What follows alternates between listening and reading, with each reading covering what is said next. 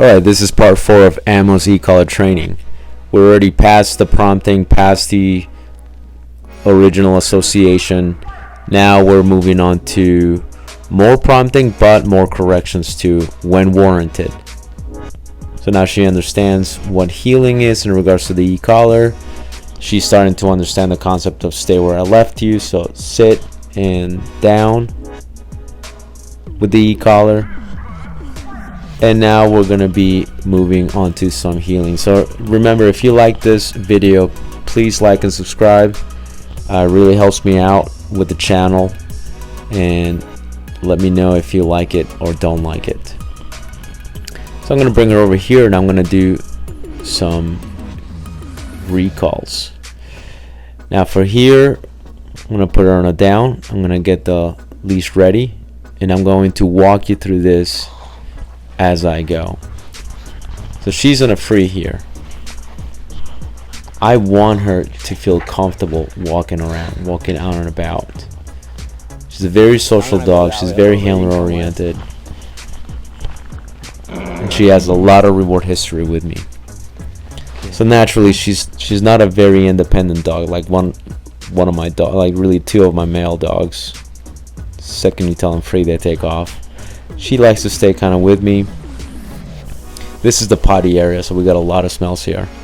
I'm about to call her here. I think it's a good chance, a good opportunity to call her. This is the stem. She ignored me. Second stem is going to be a little bit of a higher correction now. And she still gets paid. She always wins. I want this training session to be about her figuring out how to get paid, how to avoid those corrections when they do become corrections. Overall, I want a happy dog. Another mistake that some e-collar trainers make, or other trainers make, is the second their dogs leave, they call them. I don't want to call her every time she leaves. When I tell her free, I actually want her to smell. I want her to go out and about. But I will occasionally call her. But in general, I want her to explore. I want her to feel safe and comfortable leaving my side. Velcro dogs, I mean, they're okay, but it's not what I'm aiming for. I want a comfortable dog. There's a lot of smells here in this property. We get all kinds of wildlife. We got turkeys, raccoons, possums, deer, coyotes, everything, fox. Let's go, come on. All kinds of critters come at night. There you go. So she's been out and about, quick recall, and she's winning again. She's getting paid. And now I'm going to do a little bit of heeling here, just to kind of switch gears. And I'm letting her know, hey, you know, that stem. And I'm also getting, you know, she's also getting paid. This is all happening on level 1, by the way. So far, you've only seen her getting corrected one time. That's when I had to call her twice. And then I went from level 1, which is the prompting, to level 3. Good girl. This is still level 1. She's still getting paid. This is more of a prompt. Good. That's a good girl. More healing, nice and happy healing, nice and happy attitude. Good. That's a good girl. Good. And I got the long line because it's a safety net. That's a good girl.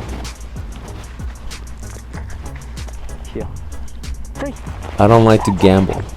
You know, I've done a lot of sessions with the long line already, holding onto it. This is the first time that I'm dropping the long line.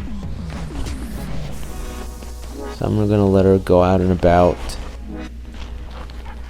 A lot of smells here. Here I'm correcting her. In correcting her, I got to the highest level here because her nose was really taking her away from me. So that was the first high correction.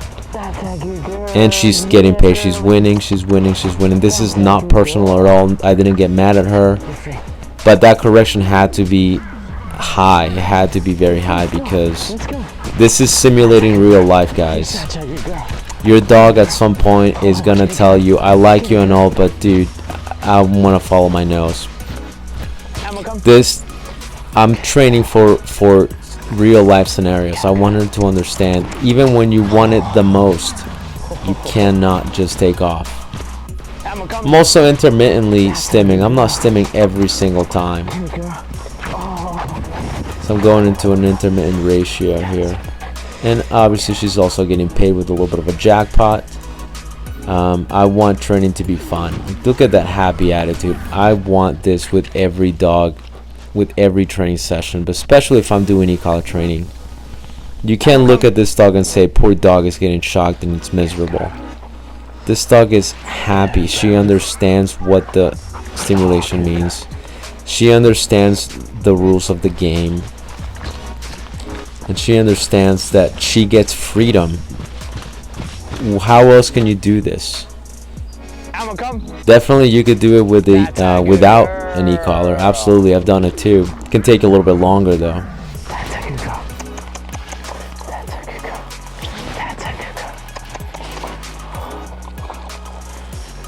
If you haven't seen stage 1, 2, and 3, you got to go back and see those. Otherwise, this is just going to seem a little bit too rushed. So with Ammo, in this particular session, was the first time that I practically went a little bit off leash. So I didn't hold on to the long line. This time I just let it drag. And even though I did that for the first time, it wasn't a gamble because I had done a handful of sessions already with her on the long line and the long line in my hand. So I'm actually training with her with the long line, holding onto the long line a few lessons, a few sessions prior to this one. And there have been such a good history of consistency from her side and my side obviously too. And it wasn't really a gamble. When I did it today, it wasn't a gamble. So what I'm going to do is I'm going to be doing more sessions like this where I'm not completely off leash. My long line is going to be there as a backup. And what I'm going to do is eventually I'm going to have her on the light line. So basically a substitute for the long line, just going to be a little bit lighter. And I'm going to gradually just kind of trim it off from the end, gradually making it shorter and shorter.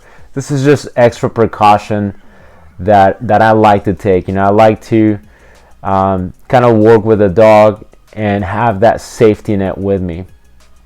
On the video, what you saw is I still stimmed and I still fed her. So I'm not completely getting away from that. I'm starting to do it more intermittently, meaning, I'm not stimming every time I call her, but every time I do stim when I call her, she's still getting paid. Okay, maybe occasionally she's not getting paid when I stim and I have her do something. But for the most part, she's still getting paid. I still want that good association to the stim. And I'm also making this not personal at all. That's the beauty of e-collar training is I'm not telling her, no, stop doing that, or no, get over here now. I'm actually helping her get in the right position. And the stimulation is just a byproduct of the cues. And it also starting to turn into a correction. There were a couple of times in this video where you actually saw her getting corrected. The first time was when she was near the potty area when I called her first time. The second time she came back. So the first time it was on level 1. Second time we were on level 3, I believe. So it was like, hey, get over here. The next one I went a little bit higher. So we went from that to a correction. It wasn't a big correction, but it was definitely more of a, hey, you gotta come over here now. And as soon as she got to me, I still paid her. Then there were a couple of other times that I corrected her. There was one time that she got a pretty big correction, and it was when her nose started to take her away from me. Now I feel pretty confident because this whole property is fenced in except for the gate. But as she started to kind of head towards one side of the gate, I know we have wildlife. I know we have turkeys and raccoons and all kinds of critters that come into our yard at night. And so she starts to follow her nose. She starts to get a little bit farther away from me. And I'm thinking this is the perfect opportunity to call her. So I do. She completely blows it off. This is level 1 at first. And I keep calling her. I'm not getting mad. I'm not saying no. I'm not doing any of that. So I go up to the next level, a couple of levels up, and still nothing. I go a couple of levels up, still nothing. Then I went to the highest level, And that's when she got that correction. You saw her you heard her vocalize. That was the, hey, I need you back here now. And immediately she was like, oh my God, yeah, this is a correction. She came right back. But as soon as she came back to me, I still paid her. And this is my way of saying, this isn't personal. You know, I'm not dropping the hammer here. I'm just letting you know, look, you got to come back, because this thing is not going to turn off unless you come back, right? And so that's one of the beauties, one of the good things and the benefits of the e-collar is it makes training less personal. It takes the handler involvement out. And it just made it so that she was happy with me the entire time. She's not afraid of me. I'm not having to go no and walk over to her and bring her to me. And as soon as she got back to me, I'm paying her. I'm letting her know, hey, you know, what happened over there? Don't worry about it, right? Came back, good. You're getting paid. You're still going to get paid when you get here. And then I do that a little bit intermittently as far as paying her. And you saw the training session finished.